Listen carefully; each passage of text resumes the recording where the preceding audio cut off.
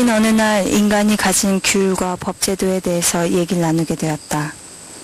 나는 전부터 법률이 인간을 파멸시킨다고 생각했으므로 그 얘기를 해주었고, 후이넘은 모든 사람을 보호하기 위해 만들어진 법률이 어떻게 사람을 파멸로 이끄는가 물었다. 인간이 이성적 동물이라면 자연과 이성은 이미 그들에게 해야 할 일과 하지 말아야 할 일을 알 수 있는 능력을 주었을 텐데 왜 법과 규제가 필요할까?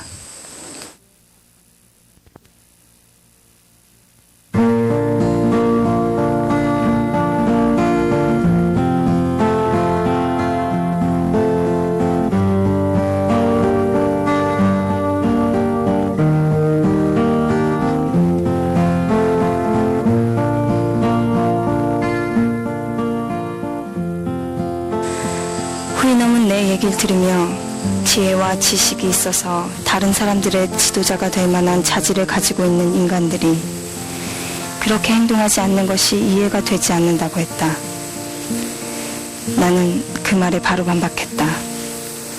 그들에게 지성과 학식은 결국 자기 합리화와 자기 이기주의적 삶을 영위하기 위해 습득되어지는 것인지도 모른다고. 그리곤 대개의 직업인들이 자신의 직업으로 이성을 악용한다고도 얘기했다. 경제적 이익과 부가가치를 위해 생존하는 것이 일반적 인간의 삶의 형태란 걸 후이넘에게 이해시키는 것은 어려운 일이었다. 그러나 무엇보다도 지식과 이성을 내세운 문화적 성각자 집단의 삶에 모순된 방식을 설명하는 건 더 어려운 일이었다. 즉, 의사나 학자, 평론가, 예술가, 정치가, 철학자 같은 부류들도 모두 자신의 이익을 앞세워 작업하면서도 그것을 공익을 위해 한다고 말해줬다. 의사는 죽어가는 이가 앞에 있어도 보증서나 조언을 받지 않으면 치료하지 않으며, 교수는 수강 신청서나 월급을 받지 않으면 절대 가르치지 않았다. 기자나 평론가, 저술가들은 원고료나 급여를 주지 않으면 결코 사실을 알리거나 평론하거나 지식을 저술하지 않았다. 예술가들 역시 판매와 수입에 끈앞을 놓지 못하고 자신의 예술 행위에 이기적 손익을 따지며 다음 작업을 준비한다. 인간 세상에서 지성과 학식과 예술은 결국 공익을 위해 축적되고 베풀어지는 것이 아니라 자신의 안위와 편리한 삶을 위해 체득되고 악용된다.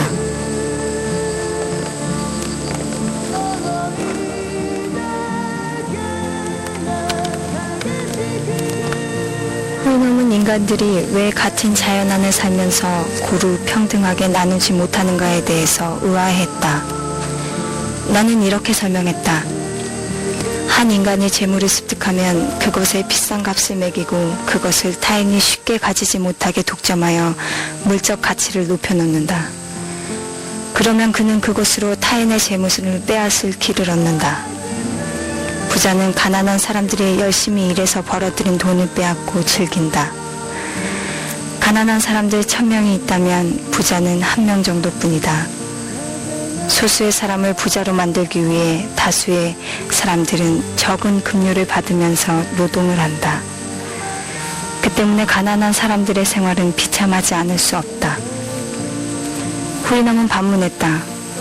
모든 동물들, 더구나 다른 동물을 지배하는 동물은 땅에서 생산되는 모든 것을 똑같이 나누어 쓰는 권리를 지닌다. 그런데 왜 나누지 않고 불평등하게 소유하며 독점하는가?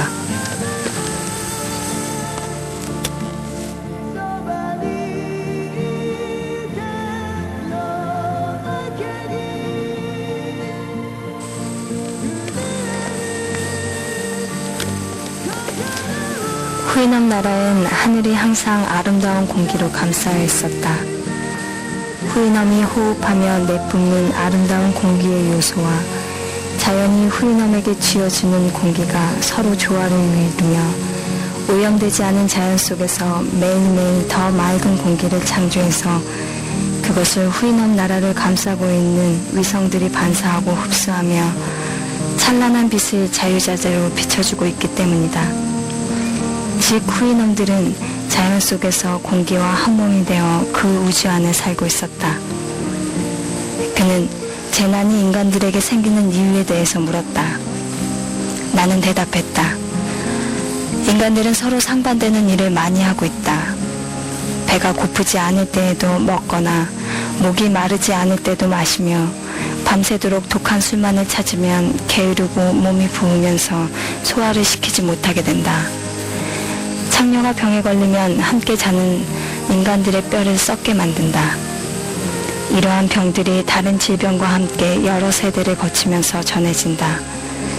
그 결과 많은 사람들은 여러 병에 시달리게 되는 것이다. 후이넘은 평등하여야 할 생명체인 인간들이 서로 지위를 만들고 계급을 확보하며 서로를 규제하고 통치나 공권력이란 이름으로 약자를 보호라는 차원에서 탄압하는 것에 대해 흥미를 가졌다. 그리고 그 통치자나 지배계급은 어떤 인물인가 대해서 물었다. 나는 그들이 기쁨과 슬픔, 사랑과 증오, 동정과 분노로부터 벗어난 사람들이라고 설명했다. 적어도 부와 권력 그리고 호칭에 대한 욕망을 제외하고는 다른 아무 것에도 인생의 목표를 두지 않는 사람들. 그러면서도 그들은 언제나 목적에 어울리는 말을 사용한다.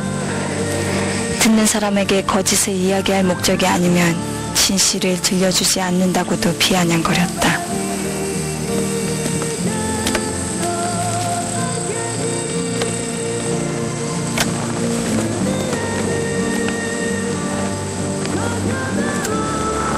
거짓이라고 말하자 후이넘이 내게 물었다.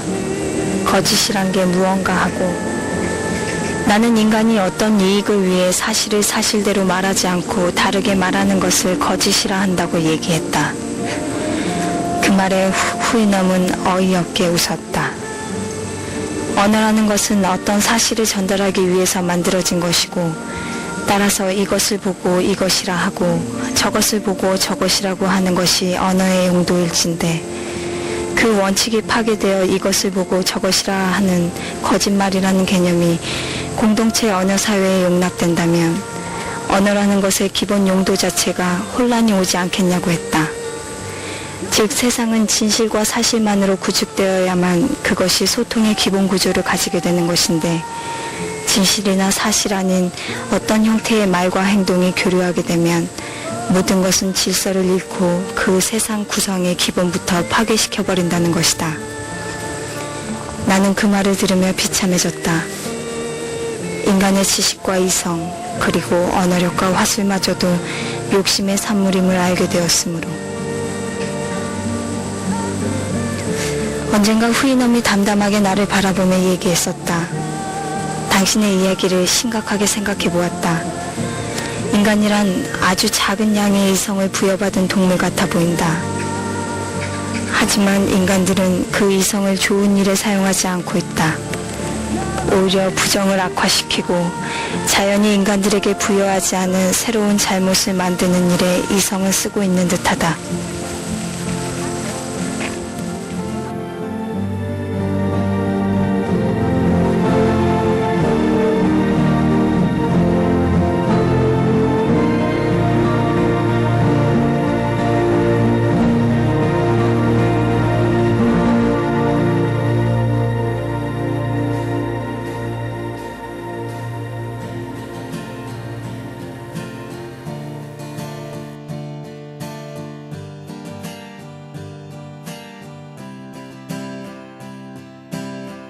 공장에서 쫓겨난 노동자가 원직국직하는 것이 평화. 두꺼비 맹꽁이 도둑놈이 서식처 잃지 않는 것이 평화. 가고 싶은 곳을 장애인도 갈 수 있게 하는 것이 평화. 이 땅을 일궈온 놈들이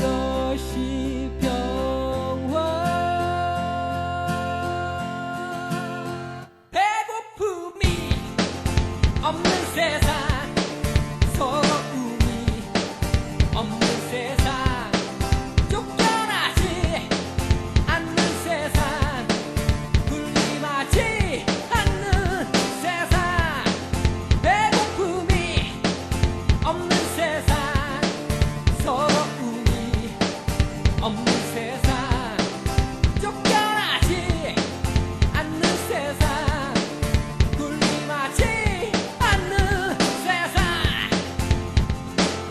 나를 둘러싼 세상의 것을 보라 상대적인 가치와 기준에서 나의 판단이 옳다고만 할 수는 없겠지만 나 지금 무엇보죠 외면하지 마라 그곳에 진정한 너와 나의 모습이 있으니까 세상은 모두의 것이니까 악이 까마귀 악이다란 피한 마리의 메뚜기 모두가 주인이니까 공장에서 쫓겨난 노동자가 원직 복직하는 거실평화 두꺼비 맹꽁이 도룡뇽이 서식처 잃지 않는 거실평화 가고 싶은 곳을 장애인도 갈 수 있게 하는 거실평화 이 땅을 일궈온 농민들이 더 이상 뺏기지 않는 거실평화 성남의 성폭력 성차별도 더 이상 존재하지 않는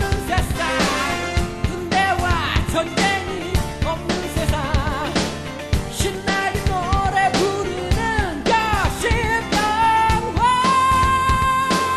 신나게 노래하자 일어나 춤을 추자 화사한 너의 얼굴 이제는 낯익구나 말뿐인 나 행동이야 맨말이야